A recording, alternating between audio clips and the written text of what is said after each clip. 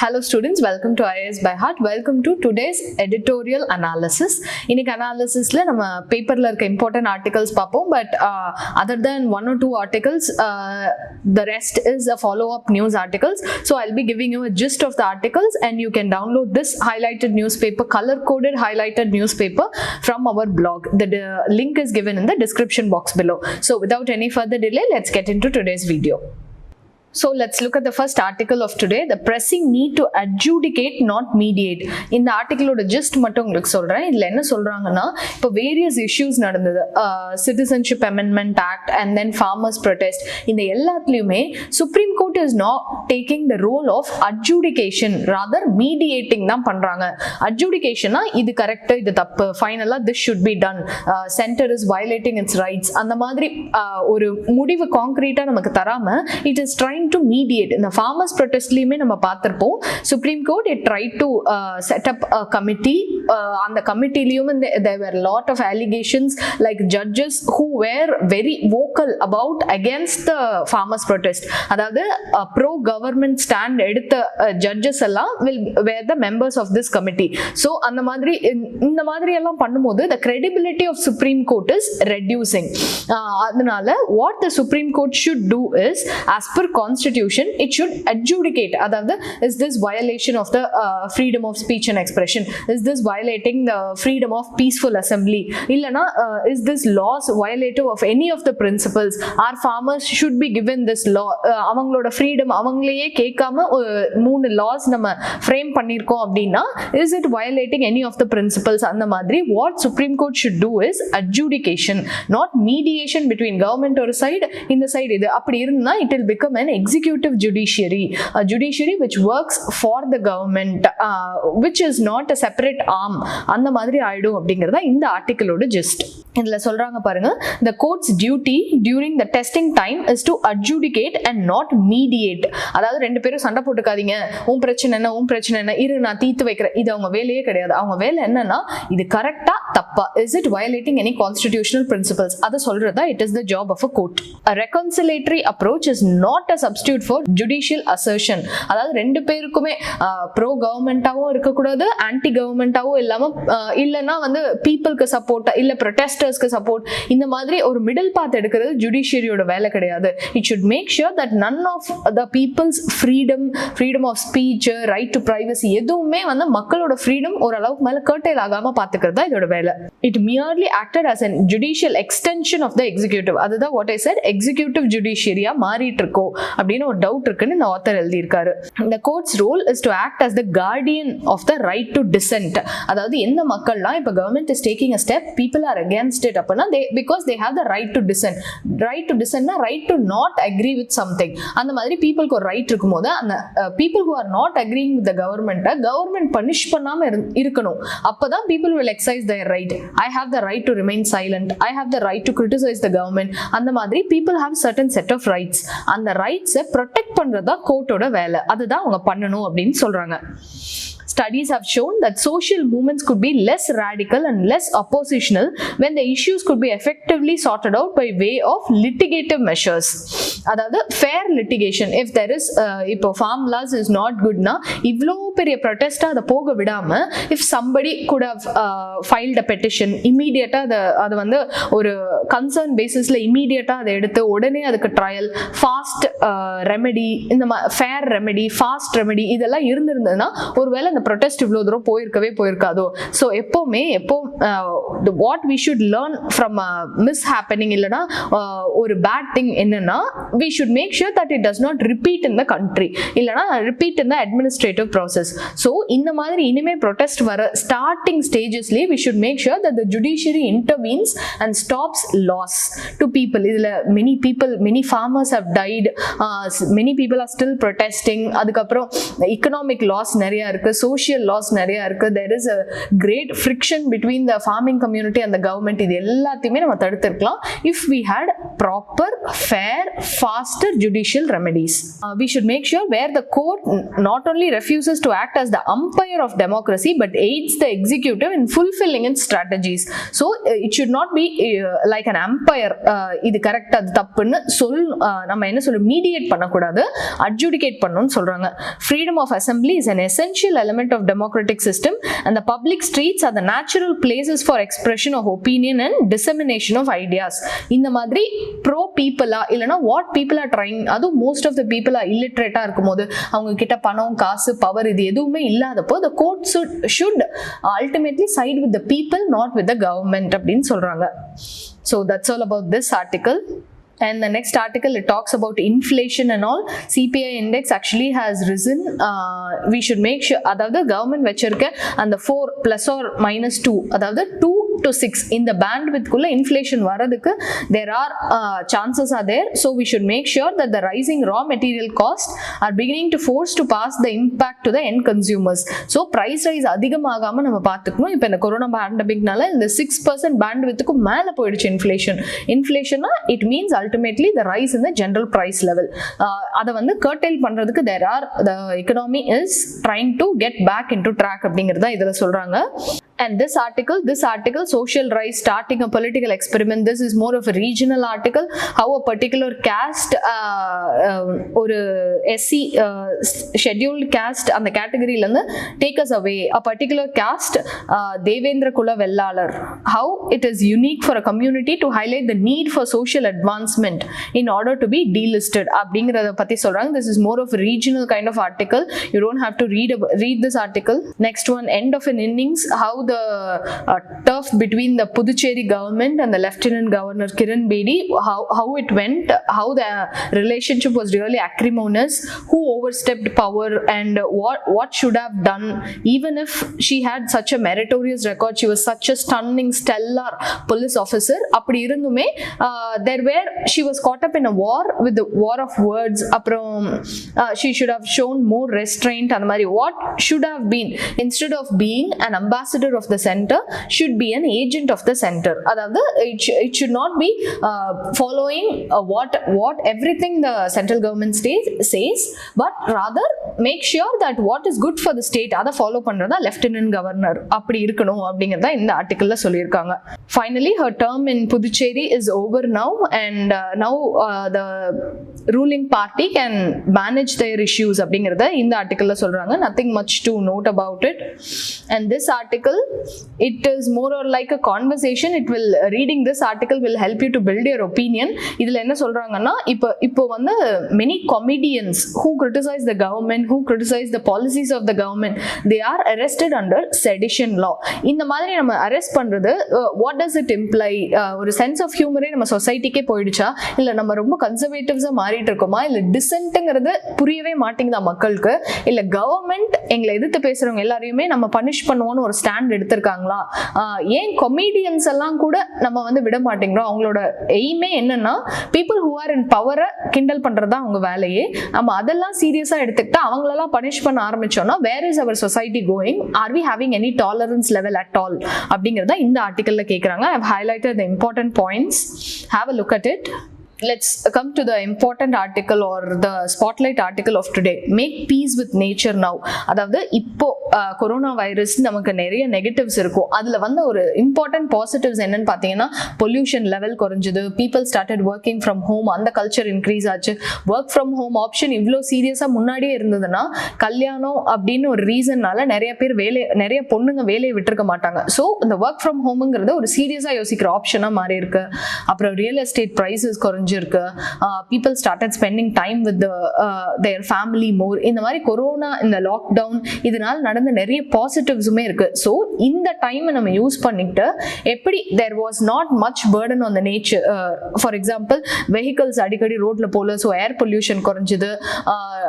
அதுக்கப்புறம் not many industry started working, so tree cutting, deforestation இது எல்லாமே குறைஞ்சது. ஸோ இந்த டைமை நம்ம யூஸ் பண்ணிட்டு we should try to patch up with nature அப்படிங்கிறத இந்த ஆர்டிக்கல்ல ஆர்டிகல்ல சொல்றாங்க. As COVID upends our lives, a more persistent crisis is on the global scale. மொத்தம் 3 crisis என்னென்ன? climate change, nature loss, pollution of air, soil, water, etc. So this is an emergency for the whole planet. Scientists have detailed how humanity is degrading nature. இது வந்து நம்ம இந்த article ஃபுல்லாவுமே how humans are degrading nature ஒரு negative டோன்ல தான் இருக்கும். இந்த டோன்ல நம்ம மெயின்ஸ் ஆன்சர் எழுதக்கூடாது. we should make sure that our tone is neutral in our answers.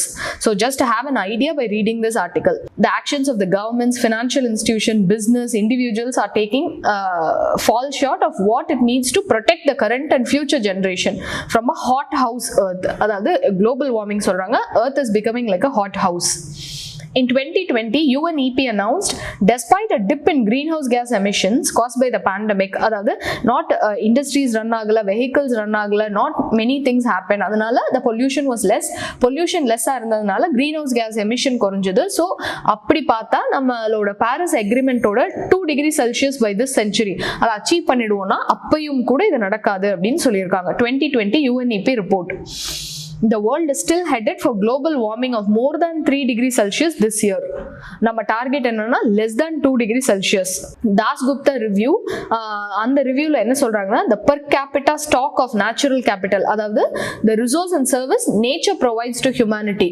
இப்போ வந்து for per person, எப்படி நம்ம ஒரு ஏரியா per square kilometer எவ்வளோ people இருப்பாங்க அந்த மாதிரி நேச்சர் ப்ரொடியூஸ் பண்றத ஒரு மனுஷனுக்கு நம்ம டிவைட் பண்றோம் அப்படின்னு பார்த்தோம்னா it has fallen by 40% in over 2 decades. இதுக்கு முன்னாடி if nature were about to give you 100 points, now it is only giving 60 points. இந்த 40% decrease happened in only 20 years. அப்படிங்கும்போது this is at an alarming rate. 9 out of 10 people in the worldwide breathe polluted air. இந்த statistics நம்ம mains ஆன்சர்ல code பண்ணலாம். 9 out of 10 people breathe only polluted air, non-communicable diseases, அப்புறம் cancer, இந்த லிஸ்ட்லலாம் air pollution is becoming a major cause of death worldwide. UN has released Making Peace with Nature அப்படின்னு ஒரு report release பண்ணியிருக்காங்க. This report pulls together all the evidence of environmental decline from major scientific assessment, most advanced ideas. அதாவது ஒரு சின்ன சின்ன விஷயம், vehicular பொல்யூஷன்னா அதுக்கு என்ன பண்ணலாம், டீஃபாரஸ்டேஷனுக்கு என்ன பண்ணலாம், லேண்ட் டீக்ரடேஷனுக்கு என்ன பண்ணலாம், ஃபாலோ லேண்ட்லாம் எப்படி திரும்ப ரிவைவ் பண்ணலாம், அந்த மாதிரி எந்தெந்த ப்ராப்ளம்லாம் நேச்சரில் இருக்கோ அதுக்கு வேர்ல்டு வைடாக ரொம்ப ஃபேமஸான சயின்டிஸ்டோ இல்லை ரொம்ப சக்ஸஸ்ஃபுல் ஐடியாஸை ஷேர் பண்ணுறது தான் இந்த ரிப்போர்ட்டோட idea, making peace with nature. Scientific assessment, most advanced ideas on how to reverse it. The result is a blueprint for a sustainable future that can secure human well-being and a healthy planet. இப்போ successful ideas எல்லாம் இப்போ ஒரே வெப்சைட்ல இருந்தா நமக்கு எப்படி இருக்கும், அந்த மாதிரி இது இந்த ரிப்போர்ட்ல ரொம்ப சக்சஸ்ஃபுல் ஐடியாஸ். என்விரான்மெண்டல், இப்போ ஏதாவது ஒரு ஸ்பீஷீஸ் வந்து அழிஞ்சிட்டே போகுது, அதோட லாஸ்ட் ஃபியூ ஸ்பீஷீஸ் தான் இருக்குன்னா எப்படி நம்ம அதை திரும்ப ரிவைவ் பண்ண, அந்த மாதிரி whole environmental problems, sustainable solutions எல்லாமே இந்த ரிப்போர்ட்ல தந்திருக்காங்க. Our environmental, social and economic challenges are interlinked. They must be tackled together. So environmental challenges, social challenges, economic challenges.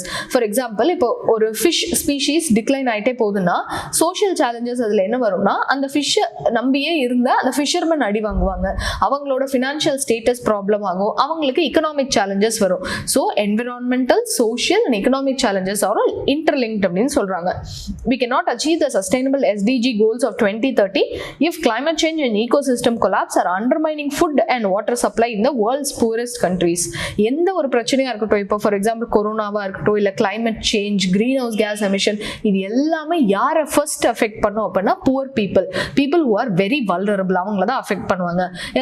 For example இப்போ சீ ரைஸ், குளோபல் வார்மிங்னால என்ன நடக்கும், மெல்டிங் ஆஃப் கிளேஷியர்ஸ்னா rise in sea லெவல்னா சப்மர்ஜிங் ஆஃப் கோஸ்டல் டவுன்ல யார் இருப்பா, பணக்காரங்க யாருமே அவ்வளோ ஓரமா கோஸ்டல்ல போய் வீடு கட்ட போறது கிடையாது.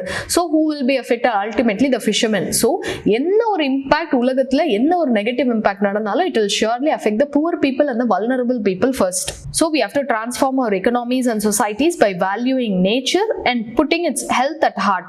Natureoda health should be at the heart of our policies. If we did this, banks and investors would stop financing fossil fuels. If the world is moving towards energy, sustainable energy, more of green energy, fossil ஃபியூவல்ஸ்க்கு fund பண்றதுக்கே ஆள் இருக்க மாட்டாங்க. Ultimately that will reduce itself. நம்ம அதுக்காக fossil ஃபியூவல்ஸை stop பண்ணணும்னு சொல்லக்கூடாது. If we go for an alternative, இப்போ பிளாஸ்டிக் பேக்ஸ்க்கு பதிலாக டீக்ரேடபிள் பிளாஸ்டிக் பேக்ஸ்னு கொண்டு வந்துட்டாலே people will stop using the plastic bags. அந்த மாதிரி ஃபாசில் ஃபியூவல்ஸ் இல்லாமல் கிரீன் எனர்ஜிக்கு நம்ம போயிட்டோம்னாலே people who are funding fossil fuels, அதோட extraction, they will stop doing it. Governments would shift trillions of dollars in subsidies to nature positive farming and clean energy and water. People would prioritize health and well-being over consumption and shrink their environmental footprint. Ultimately நம்ம கோல் என்னன்னா ecological R environmental ஃபுட்பிரிண்ட்டை குறைக்கிறது தான் நம்மளோட aim. There are signs of progress, but the problem are escalating faster than our response. அதாவது நம்ம இன்னுமுமே 1990 ஒரு last 10 டிகேட்ஸா developed countries எவ்வளோ தூரம் கிரீன் ஹவுஸ் கேஸ் எமிஷனை குறைச்சது அப்படின்னு நம்ம பார்த்தோம்னா it is merely 3 or 4% maximum, அவ்வளோதான். ஸோ நம்ம ப்ராக்ரஸ் பண்ணுறோம், இருந்தாலுமே நம்ம பண்ணுற அந்த பேஸ் நம்ம எந்த அளவுக்கு யூஸ் பண்ணுறோமோ அந்த ஸ்பீடை மேட்ச் பண்ணல அப்படின்னு சொல்கிறாங்க. The number of countries promising to work towards net zero emissions stands at 126. Governments must also finally agree on the rules for a global carbon trading market.